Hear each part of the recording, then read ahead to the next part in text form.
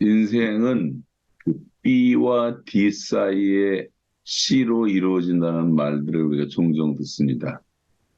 인생은 B와 D 사이에 C로 이루어진다. 다시 말하면 탄생, birth, 또 death라고 하는 죽음 사이에 내리는 선택들로 이루어진다는 말이죠. 이제 우리가 이제 어떤 선택을 하느냐가 내 인생을 결국은 결정하는 거고 내가 어떤 인생을 사느냐가 결정됩니다. 우리가 좋은 인생을 살려면 좋은 선택을 해야 합니다. 근데 우리는 살아가면서 후회한다는 말을 많이 하죠.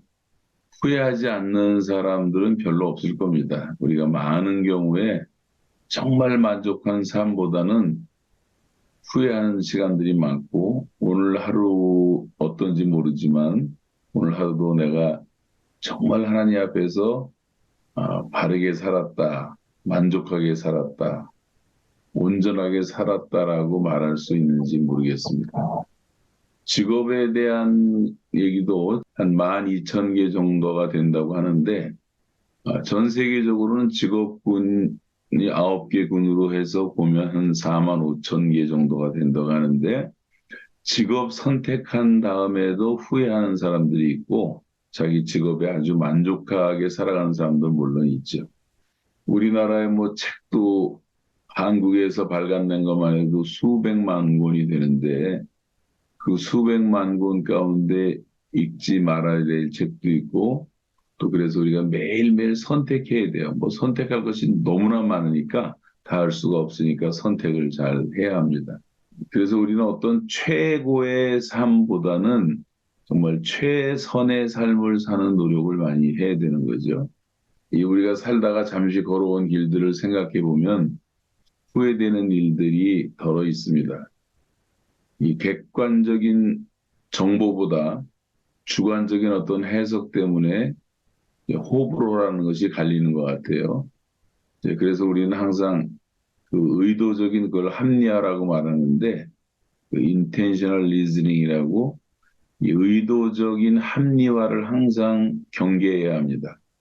이 좌파, 우파로 나눠지는 것도 그렇고 보수와 진보로 나누는 것도 그렇고 어떤 사람은 자유를 강조하고 한쪽에서는 평등을 강조하고 한쪽은 사회주의, 한쪽은 또 뭐 자본주의, 민주주의 이런 것들이 다 이제 사람들을 살펴보면 의도적 합리화라고 하는 자기 암시에 빠져서 그 자기 의견들을 양보할 줄 모르는 것을 볼 수가 있어요. 그래서 서로 하나가 되지를 못하고 있습니다. 나름 열심히 살았다고 했던 경우도 아쉬움이 남습니다. 우리가 이제 우선순위를 따라 살지 않았기 때문이죠. 그러면 후회함이 없는 삶을 살았던 우리 주 예수 그리스도 또 우리의 믿음의 사도인, 대사도인 사도 바울의 삶을 보면 후회함이 별로 없이 살았습니다. 그래서 우리가 사모하는 사도 바울의 삶을 통해서 오늘 좀 배우고자 하는 것은 우리가 이제 어떻게 살 것인가. 오늘 본문은 굉장히 긴데 말씀은 짧게 하겠습니다. 사도행전 20장 17절로 38절이라는 긴 절에 보면 바울이 밀레노에서 장로들을 만나서 이제 마지막 석별의 정을 나누면서 부탁하는 고별 설교라고 우리가 알고 있죠. 그래서 바울이 지금 어떤 심정으로 지금까지 내가 사역을 해왔는가 하는 것을 고백하고 있는 바울의 고백들로 가득 차 있습니다. 그 에베소뿐만 아니라 그 발걸음이 미치는 모든 곳에서 바울은 똑같은 심정으로 하나님의 사역을 수행했습니다. 이 시간에 특별히 20장 17절 이하의 말씀을 중심으로 해서 이 바울의 사역 몇 가지 특성을 살펴보면서 우리도 좀 이렇게 살았으면 좋겠다 하는 교훈을 받습니다. 여기 계신 분들 가운데 뭐 사역자들도 있고 평신도들도 있고 뭐 다 있지만 여기 계신 분들은 모두가 다 사역자예요. 평신도 사역자든가 교회로 부름받은 교육자든가 우린 다 사역자이기 때문에 동일하게 적용될 수 있다고 저는 믿습니다. 자, 첫째로 바울 사역은 무엇보다 섬김의 사역이었어요. 섬김의 사역이었다. 자, 20장 17절로 19절을 한번 같이 읽어보시겠는데요. 다시 한번 20장 17절, 19절까지 읽겠습니다. 시작. 바울이 밀레도에서 사람을 에베소로 보내어 교회 장로들을 청하니 오매 그들에게 말하되 아시아에 들어온 첫날부터 지금까지 내가 항상 여러분 가운데서 어떻게 행하였는지를 여러분도 아는 바니 본 모든 겸손과 눈물이며 유대인의 관계로 말미암아 당한 시험을 참고 주를 섬긴 것과 자 여기 보시면 모든 겸손, 눈물, 오래 참고 그래서 결국은 그렇게 섬겼다는 말이죠. 그래서 바울 사도의 사역 자체가 섬김의 사역이었다는 것을 여기서 고백하고 있습니다. 자, 겸손하게 섬겼다 그랬어요. 여러분, 우리가 섬기지 못한다는 것은 내가 교만하다고 하는 표시입니다. 교만한 사람은 섬길 수가 없어요. 내가 지금 섬기지 못하고 있다는 것은 뭔가 교만하다 말해도 되죠.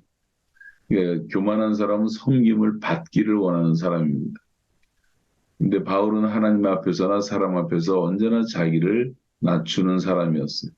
눈물로 사역했다고 했는데 여러분 고통이 없이 성취된 위대한 역사의 사례는 없습니다.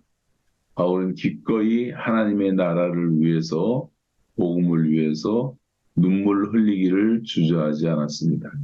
또 참았다라고 말했어요. 참았다. 바울은 이제 줄기차게 참았습니다. 인내하면서 그 인내가 없이 성취된 놀라운 역사도 없죠. 다 잘 참아야 됩니다. 그리고 위대한 사역 가운데 방해나 난관이 없었던 사역도 없습니다. 시험을 잘 이겼습니다. 바울은 자기와 같은 그 유대인에게 동족들로부터 많은 핍박과 조롱과 이 간계와 방해를 많이 받았습니다. 그러나 줄기차게 참았다고 말하고 있어요.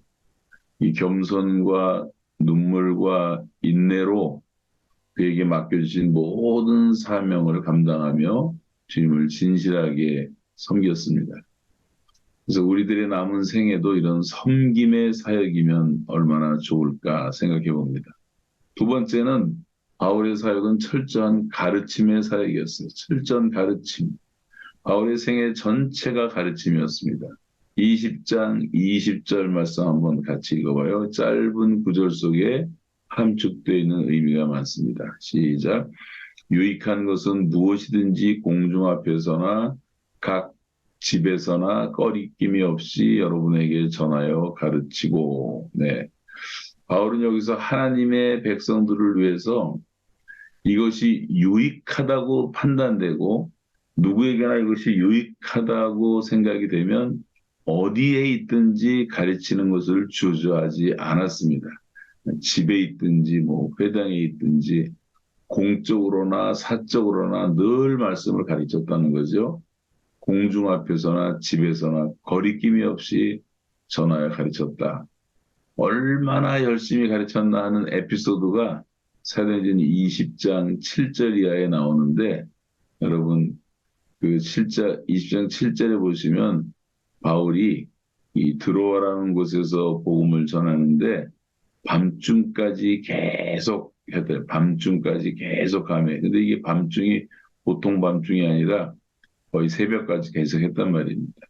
이 8절 이하에 보면 이제 유드고라고 하는 청년이 설교 듣다가 결국은 견디지 못해서 졸다가 이제 3층에서 떨어지는 사건이 발생하잖아요. 근데 거기 보면 졸음을 이기지 못해서라고 말하고 있어요. 여러분, 우리도 이제 졸음을 이기지 못해서 이 토요일 날 저녁에 조는 사람도 있을 수가 있는데 창문에 앉지는 마십시오. 창문에 앉아서 졸았다는 것은 두 마음. 설교도 듣다가 바깥에 구경도 하다가 그러다 그냥 떨어진 거지. 두 마음을 갖는 자는 반드시 떨어지게 돼 있어요. 집중을 하셔야 됩니다. 여기서 우리는 바울이 얼만큼 말씀을 가르치는데 전력을 다하고 있는가를 엿볼 수가 있습니다. 전 사실 이제 교회들 집회들 가면 너무 아쉽고 안타까운 것이 요즘에 한국교회 예배가 너무 짧아져서 말씀을 제대로 전하지 못하고 충분히 말씀 안에서 교제를 나누지 못해요. 몇 년 전에 저기 그 미국의 보스턴 쪽에서 집회를 하는데 우리 친구 목사였기 때문에 마음 편하게 설교를 마음껏 하라 그래서 5개 교회가 모여서 약간 시골인데 무디 드와이트 엘 무디의 고향이에요. 고향집 바로 옆인데 하다 보니까 뭐 마음 편하게 하다 보니까 7시 시작했는데 제가 설교 끝난 시간이 새벽 1시가 됐습니다. 그래서 사람들이 안 가고 같이 말씀을 나눴던 기억이 나는데 그렇게 우리가 좀 밤이 새도록 말씀 좀 나눌 때도 때로는 필요하고 그렇게 사모하는 마음들이 있어야 되는데 예, 그렇지를 못한 거죠. 그래서 이제 바울이 말씀을 얼마나 소중히 여겼는가를 알 수가 있고 또 에베소 교인들을 만나지 못할지도 모르는 예감이 들어서 바울이 지금 최후의 고별 설교를 하는 심정으로 부탁하면서 내가 거리끼지 않고 하나님의 뜻을 다 너에게 전하였다. 거리끼지 않고 하나님의 뜻을 다 너에게 전했다. 이렇게 말씀을 하고 있습니다. 이 말은 한 말씀도 남기지 않고 자기가 알고 있는 모든 말씀, 자기가 깨달았던 하나님의 모든 뜻을 다 가르쳤다고 하는 고백입니다. 그러니까 전심으로 가르치는 데 최선을 다했다. 자, 오늘 20장 31절과 32절을 한번 같이 또 읽어요. 다 같이 읽습니다. 시작. 그러므로 여러분이 일깨어 내가 3년이나 밤낮 쉬지 않고 눈물로 각 사람을 훈계하던 것을 기억하라. 지금 내가 여러분을 주와 및 그 은혜의 말씀에 부탁하노니 그 말씀이 여러분을 능히 든든히 세우사 거룩하게 하심을 입은 모든 자 가운데 기업이 있게 하시리라. 네. 그대들에게 가르치고 전달한 하나님의 말씀께 내가 여러분을 부탁드립니다 하는 얘기를 하고 있는 거예요. 그리고 제가 여러분에게 드렸던 그 말씀이 여러분을 좀 든든히 다 세워서 하나님 앞에 상급받기 합당한 사람으로 인정받는 성도 가운데 정말 기업이 있기를 바랍니다. 여러분, 우리가 이제 여기 연세 드신 분들도 좀 계시니까 남은 생애가 얼마 남지 않았다고 계수하며 살고 있는데 정말 이제는 우선순위를 분명히 해야 되겠고 우리의 삶의 포커스를 정확하게 맞춰야 되겠는데 누구든지 간에 내가 만나는 사람들이 다 있지 않습니까? 접촉하는 사람들. 또 뭐 가르치는 제자들도 있고 형제들도 있고 다 있는데 어떻게 하든지 우리가 좀 말씀 가르치는 일에 집중을 하면 좋을 것 같아요. 사람들이 분주하고 바쁘긴 한데 너무 의미 없는 일들을 많이 하다가 시간을 낭비하고 심지어 목회자들도 그런 후회하는 분들이 많습니다. 쓸데없는 회의를 다 쫓아다니다가 뭐 회의하다 끝나는 사람도 있어요. 인생을. 그렇게 살지 말고 정말 우리가 이 하나님의 말씀을 좀 나누고 가르치고 또 여기 지금 탈북 신학생들은 간증이 다 있는데 이 간증을 평생 하는 거예요. 평생. 그래서 계속 나누고 나눠야 될 교회는 얼마나 많으면 성도들은 얼마나 많습니까? 그래서 바울은 유감없이 하나님의 말씀을 부탁했고 또 그가 가르쳤던 하나님의 말씀 앞에 에베소 성도들을 부탁했던 모습을 볼 수가 있습니다. 바울의 사역은 아주 철저한 가르침의 사역이었다. 이게 두 번째고 세 번째 바울의 사역은 철저한 증거의 사역이었어요. 증거의 사역이었다. 20장 21절을 한번 읽어보겠습니다. 20장 21절 시작. 유대인과 헬라인들에게 하나님께 대한 회개와 우리 주 예수 그리스도께 대한 믿음을 증언한 것이라. 자, 뭘 증언했다고 말하죠? 두 가지인데 하나님께 대한 회개와 예수 그리스도에 대한 믿음 두 가지를 증거했다고 말합니다. 이것을 이제 복음 증거라고 말하는데 한 사람이 구원받기 위해서는 반드시 이 두 단어가 그들의 삶 속에서 어떤 사건으로 일어나지 않으면 안 됩니다. 이 두 단어가 적용되지 않으면 누구도 구원받을 수가 없어요. 그만큼 중요한 두 단어가 바로 회개와 믿음이라고 하는 것인데, 이 회개와 믿음이라는 두 단어를 합한 것을 우리가 회심이라고 말하죠. 회심. 여러분, 이 두 단어가 없으면 평생 교회 나와도 아무 소용이 없는 거죠. 우리가 아무리 사람들에게 전도를 해도 이 두 사건이 일어나지 않으면 사람은 구원받을 수가 없습니다. 하나님께 대한 것은 회개에, 하나님께 대한 그의 자세와 태도가 바뀌어져야 돼요. 그 예수 그리스도를 구주와 주님으로 믿어야 합니다. 세상에서 살던 삶에서 돌이켜 하나님을 향하고 하나님을 향해서 나아가는 믿음의 삶, 그 회개와 믿음 두 가지를 회심이라고 말하는데, 바울은 아무 것이나 닥치는 대로 가르친 것이 아니라 자기의 뭐 잡다한 지식을 나열하고 가르친 것이 아니라 그 가르침의 핵심은 언제나 복음에 있었다고 하는 것입니다.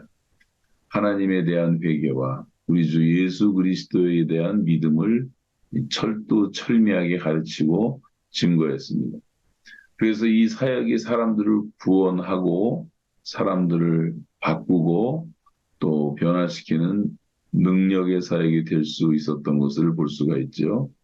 여러분, 철학은 이 세상을 변화시키지 못합니다. 요즘 인문학에 빠진 사람들은 날마다 인문학만 얘기하고 철학만 얘기하는 사람들 많이 있는데, 그것이 세계를 바꿔놓을 수는 없습니다. 세계를 바꿀 수 있는 유일한 메시지는 복음밖에는 없습니다. 그래서 바울의 사역은 철저하게 복음 증거의 사역이었다. 자, 이제 마지막 네 번째 바울 사역의 특징을 하나 더 살펴보면, 첫 번째는 섬김의 사역, 두 번째는 가르침의 사역, 세 번째는 복음 증거의 사역을 했고, 마지막 네 번째는 희생적인 사역을 했어요. 희생적인 사역. 바울의 사역은 아주 희생적인 사역이었다. 20장 22절 이하에 보시면 이제 바울이 밀레도에서 출발해서 궁극적으로 가고자 하는 곳은 예루살렘이었어요. 예루살렘이었는데 20장 이제 그대로 놔두세요. 성경 말씀 16절에 보시면 바울이 아시아에서 지체하지 않기 위해서 에베소를 지나 행선하기로 작정했다. 에베소가 너무 중요하기 때문에 들릴 수가 있지만 그 들리지 않고 에베소 근처 항구였던 밀레노를 거쳐서 가고자 했던 것은 뭐냐면 하루라도 빨리 오순절 되기 전에 예루살렘을 향해서 급히 가려고 한 거죠. 앞당겨서 하루라도.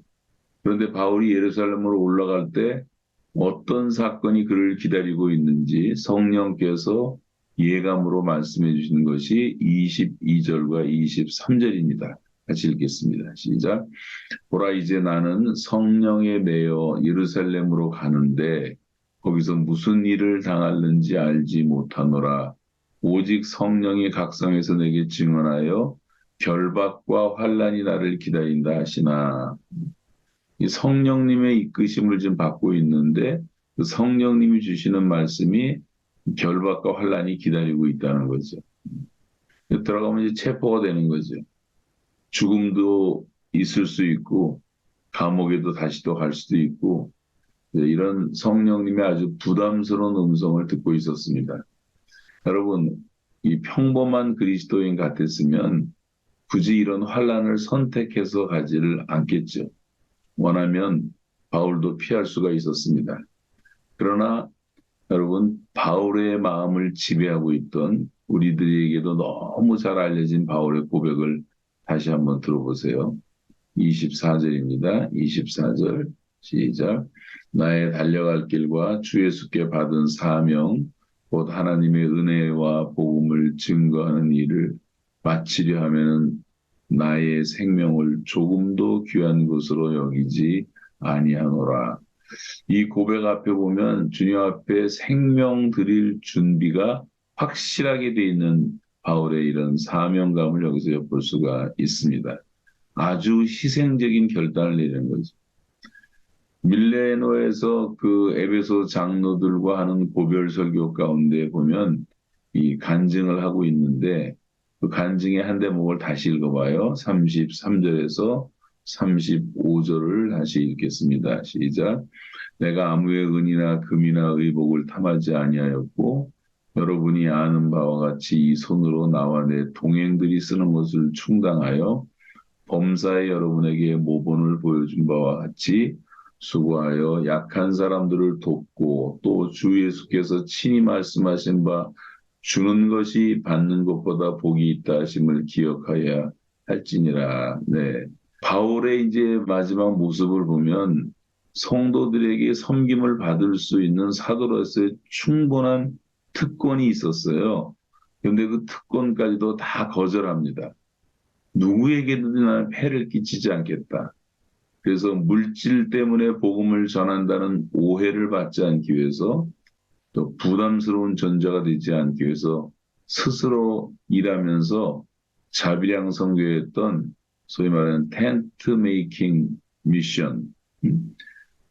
이 자비량 선교의 아주 모델이 바울이죠. 물론 꼭 다 자비량해야 되는 것은 아니고 요즘같이 전문화된 시대에서 이 풀타임 사역자들이 다 이제 필요하지만 얼마나 많은 지도자들이 몇 푼어치 안 되는 물질 때문에 이 마지막 자기의 사역을 망치는 사람들도 저는 많이 보고 있습니다. 은퇴를 앞둔 목사님들도 그렇게 다 평생 쌓아놨던 공동탑 다 무너지는 이런 경우들도 볼 수 있는데 그래서 나는 여러분의 금이나 은이나 의복을 탐하지 않았습니다. 물질적인 면에 있어서 철저하게 희생적인 자기 절제의 삶을 살았다고는 고백입니다. 누군가 말하기를 한 사람의 사역은 그가 희생한 것만큼 열매를 맺는다는 말이 있습니다. 한 사람의 사역은 그가 희생한 것만큼 열매를 맺는다. 제가 장기려 박사 같은 분들을 봐도 그렇고 옛날 LA 영락교회 그 김 목사님이라는 분을 봐도 그렇고 뭐 한경직 목사님도 그런 분이었던 것 같고 제가 그 도움을 우리가 이제 받았던 CCC 초창기 때 아주 유명한 부자가 있는데 미국에서 네 번째 부자였어요. 네 번째. 얼마나 어마어마한 부자였겠습니까? 근데 그분은 자기 집에 에어컨 하나 다는 것도 늘 기도하면서 하나님이 허락하실 때만 달았다고 말을 하고 중고차 타고 다니면서 그 복음사에게 그렇게 헌신했던 이야기들을 많이 들었습니다. 디마스라는 분이 디마스. 그 디마스 부부를 그 CCC 맨들은 다 기억을 하고 있습니다. 희생이 없는 곳에 위대한 사역의 열매를 기대할 수가 없습니다. 지금은 뭐 종로 이가에 있는 세브란스 그 빌딩이라든가 연세대학교 뭐 다 그렇고 광화문 일대가 다 그렇고 뭐 우리나라 전국에 대구가 그렇고 제가 가봤던 순천도 그렇고 전라도 광주도 그렇고 강원도 원주도 그렇고 다 선교사들이 와서 희생을 했고 또 얼마나 많은 부자들이 다 희생해서 한국에 헌금해 준 것 가지고 그렇게 한국의 교회를 일으키는데 수고했던 흔적들을 뭐 너무나 많이 찾아볼 수가 있죠. 이런 희생이 없는 곳에 사역의 열매는 맺혀지지가 않습니다. 하늘의 미랄이 땅에 떨어져 죽지 아니하면 하늘 그대로 있거니와 떨어져서 죽으면 많은 열매를 맺는다고 주님도 말씀하십니다. 그래서 여러분 진정으로 하나님께 쓰임 받기를 원한다면 이 sacrifice 희생이 없이는 가능하지 않습니다. 여러분의 시간을 바쳐야 되고 물질도 바쳐야 되고 재능도 바쳐야 되고 내가 너무 사랑하는 것들을 바쳐야지 열매를 맺을 수 있다는 말이죠. 요즘 젊은 사람들은 이제 희생이 좀 부족하다는 생각을 할 때가 많이 있습니다. 자, 오늘 이제 몇 가지 사역의 특징을 살펴봤는데 이 바울의 사역은 철두철미한 섬김의 사역이었다. 그러니까 철두철미 하나님의 말씀을 늘 가르치고 나누는 삶을 살았다. 그리고 무엇보다 증거의 삶을 살았는데 또 복음적인 삶을 살았다. 그리고 희생의 사역이었다. 저와 여러분의 생애도 이런 위대한 사역의 비밀을 주님께서 가르쳐 주시기를 기도합니다. 자, 기도문 한번 읽고 우리 같이 통성으로 한번 기도하겠습니다. 자, 믿음의 선배 바울은 교통이 불편한 아주 열악한 환경 속에서 어, 세계를 세 번이나 돌면서 하나님의 복음 사역을 충실하게 전했습니다. 섬김과 희생과 자기 절제, 복음의 가르침, 증거의 사역을 했습니다. 또 겸손과 눈물과 참음으로 주를 섬기는 이 백성이 되었는데 우리도 이렇게 살게 해달라고 말씀 기억하시면서 우리 한 3분 동안 목소리로 기도합니다.